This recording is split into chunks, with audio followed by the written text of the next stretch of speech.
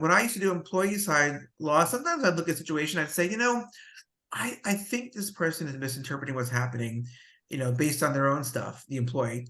Mhm. Other times with employers, I'll say, you're deeming like all Gen Z lazy, as you mentioned earlier.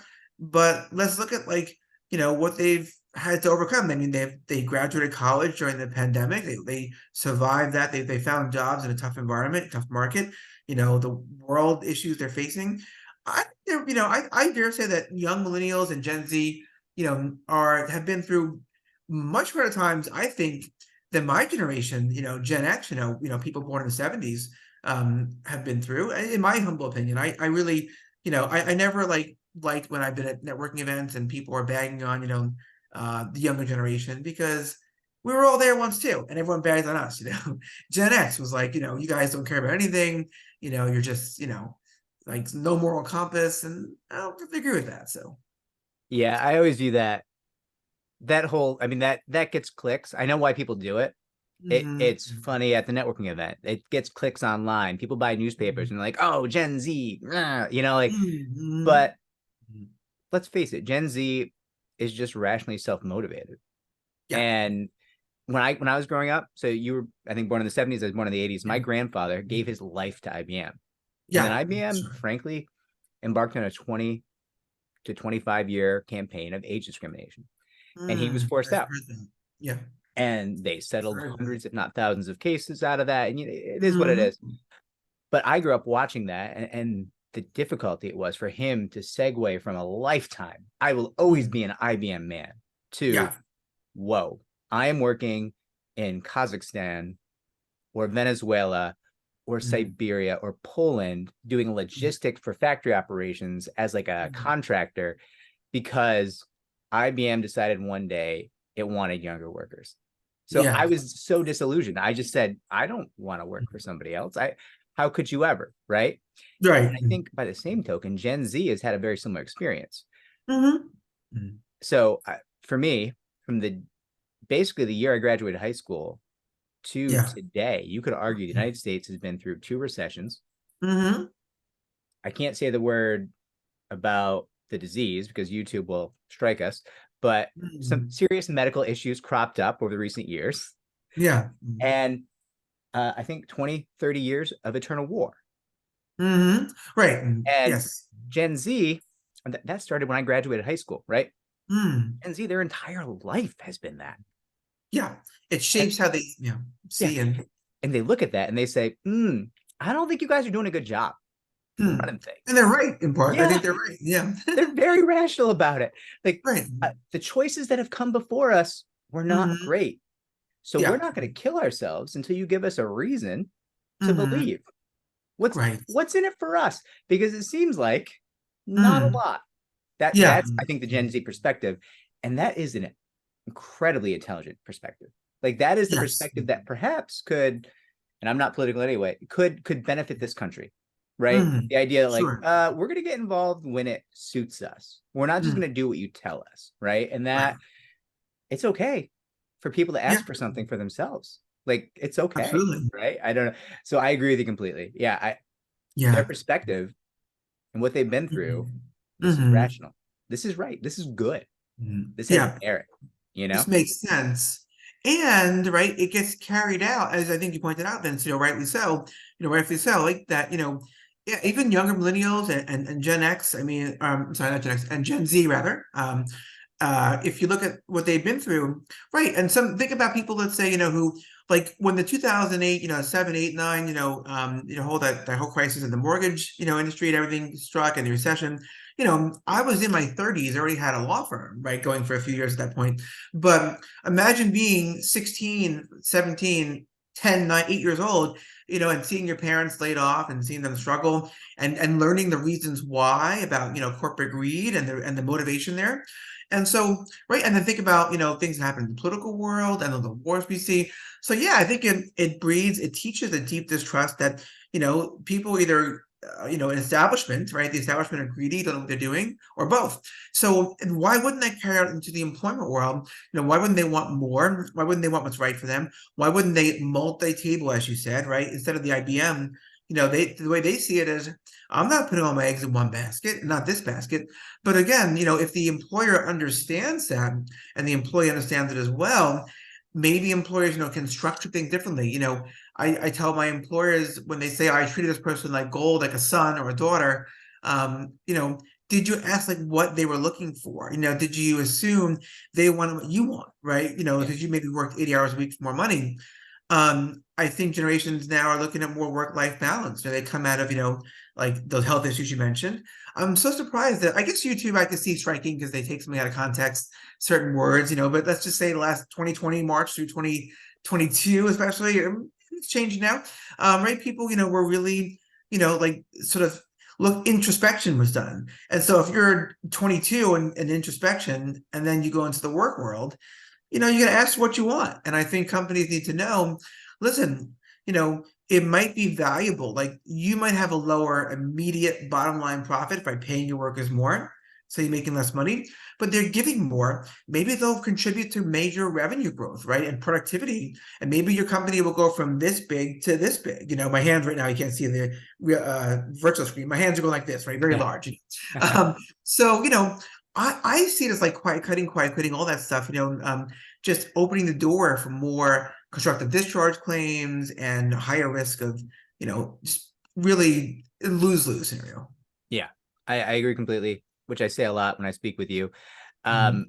I Same will here. say, I think there's a good chance we get a massive wave of entrepreneurship out of Gen Z because they Mhm. are so rationally self-interested, and they're going to look at things and say, you know what? I should be working for myself. Yeah. This is just not the best deal. And that multi-tabling, I've seen that in the entrepreneurship context as well. Like Yes. I know people who have good jobs who open, because they're remote working, opened up a dog walking business. Or, I Right. have neighbors up in New Hampshire that they're keeping cattle and sheep, and it's easy for them to do that while they remote work because they just pop out for half an hour twice a day to take care of their animals. And they're making $30,000-$40,000 selling their animals, and it's per year. It was just not nothing. It's meaningful.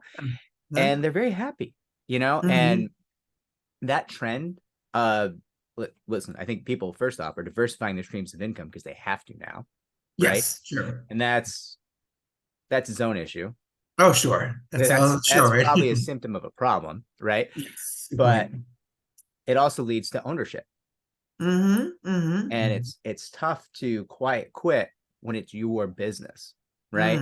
The time and effort you put in directly correlates to what grows, what you receive back, right? So listen, I'm excited for Gen Z. You worked all three disciplines of our space. You worked Sure. defense, plaintiff side, and compliance. Do you find there to be a difference in the creativity of those three practices? I do. I think that like each one requires creativity in its own way, right? Its own right. I think all are creative, right? Oh, I should say all, would benefit from a creative mind like yours or mine, approaching problem situations, looking for solutions. I think that, like, let's say when you're a plaintiff, the creativity lies in the fact that the plaintiff, very often there's a power and resource inequity with the employer, right, with the company. So the creativity is, right, how do you, advance your objectives, make things go forward, right? Keep the plaintiff's case, say going, when they just been fired, they're making $45,000 a year, they don't have a lot of money on the table. So how do you advance certain claims that might lead to attorney's fees in the end? How do you, strategize and when to negotiate? So I think there's a lot of creativity there. I think for the employer, a lot of the creativity comes in looking at, like, say, the problem, if the reasons for something were non-discriminatory, how do you prove it? Or how do we show that that was the case? And sometimes creativity, and I want to be very clear so nobody misunderstands. I'm not saying creative in terms of like fabricating, reasons or whatnot, but if a company, let's say, I'm not talking about that. No, just to be clear. Clearly. Right. Let me just join in that right there. I'm talking about creative solutions, creative tactics, not no one in this field is ever interested in the made up case. Right. That is a poison pill for any plaintiff's attorney. That is a great way to lose 80 to 100 grand that you've invested in the case and get a $0 return. I'm sorry. Right. Please go on, Eric.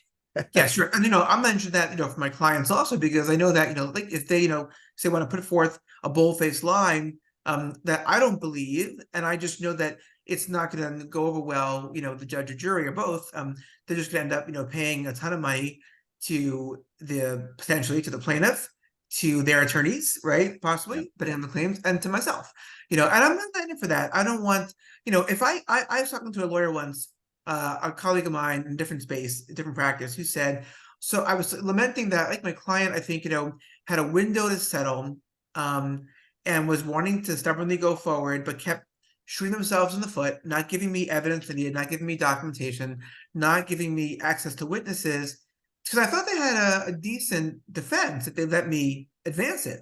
And my colleague said, what do you care? If they want to, spend the money and blow through it and go to trial, more for you and your family. And I said, but I want to have a good end for them. I want to have a good solution.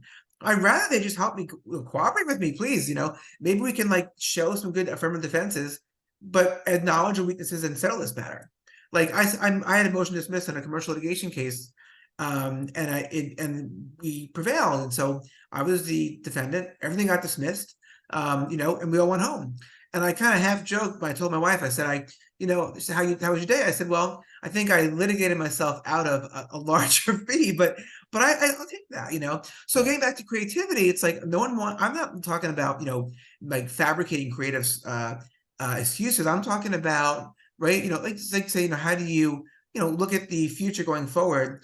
How do you express what happened? How do you show that through witnesses? How do you convince the other side in a compelling fashion of the merits of your claim or your defense, excuse me, but also how do you change things? Okay, let's say let's say this case settles, Vince White's on the other side, he's a skilled, excellent plaintiff's attorney, I mean that sincerely, and he gets a great settlement, and then the ink's dry and they settle and they write the check. What happens next? That's where it's like a paintbrush on empty canvas. Let me paint you a picture, employer, client, business owner, of how things can be different, how you can still make money, still be profitable, still, assert what you want from your workers, but give them rewards, give them economic. And some of my clients are like, wow, I didn't think of that. I was only thinking in terms of they want more money. And I'm like, how about offering them phantom equity? Which is, the company agreement I'll draft for my client says, you'll get a percentage of it's sort of like a calculation, like if the company sells for this, if it sells for this much more than what's valued at, you get a portion. So if you have 5% phantom equity, give 5% of certain proceeds. So the point of it is, the more you contribute to the company, the more the company does well. If everyone has this, it's like a win-win. So that's where creativity comes into the picture. Yes. And that's what I love about your practice. You don't just make employers safer, you make them better. And that's incredible. I'm losing my light. The sun came out behind me here. Eric, can I tell everyone that you are a famous talk radio star and that you're starting your own show? You certainly can. And reviving my show, although on a different platform. I truly loved Talk Radio NYC, which was a format of one live show for an hour every single week on Tuesdays. And, as you know, Vince, from being in this field, it's very time consuming. And then having a family is also a rewarding, time consuming. So I'm doing a thing where I just make, I film 2 or 3 shows on a Friday afternoon, 30 minutes each, and I put them out every 2 weeks. So yes, I'm bringing back my show Employment Law Today, where we have guests who talk about very similar issues to what we're discussing, right? The novel issues of law and employee relations and psychology and, culture that are impacting employers in this challenging workforce, and employees as well. I'm really excited to watch that. I think I might also be on it in the near future. Is that accurate? Yes. Vince, here we will filming next week. I have to talk to my remarkable assistant, Hannah Hernandez. Hannah does great marketing consulting work, so I'll put in a plug for her. Content that connects, great company, and she's helping me with some of the, like the tech, and the filming and the marketing. When I say she's helping me out with the tech, I laugh internally because now we go back to generational cultural stereotypes.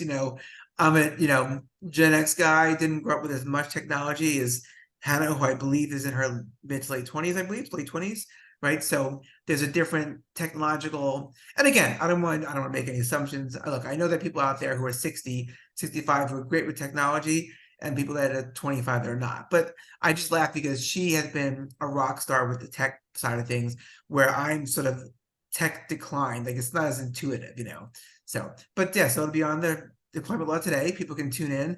I have it on my YouTube channel. I have Sarver Law Firm PLLC. And so it's coming back. Yeah. And we'll have your entire link tree down below, Mhm.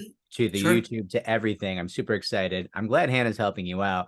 I Yeah. have the help of Victoria, who is also far more capable than I am. Yeah.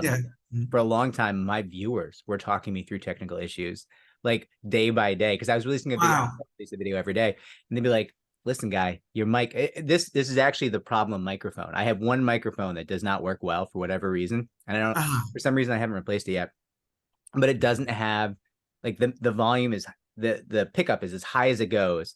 And Mm. they're like talking me through, like, well, maybe you can download this third-party application. And I'm like, I don't think I can do that. I don't think I have the capability. Like, Call Victoria or yeah. And listen, I took one look at Victoria's keyboard one time. She has like a custom keyboard that she like built herself. Hmm. I don't want to like Wow. speak about it. Victoria is not interested in being on air, but I took one look at the custom keyboard and I was like, oh yeah, okay, you know a lot more than me. Like, Yeah. so much more than me. Yeah. All right. Eric, it's always so much fun. Thank you. I know you got to go Yeah. get to work. We're going to have all your links down below.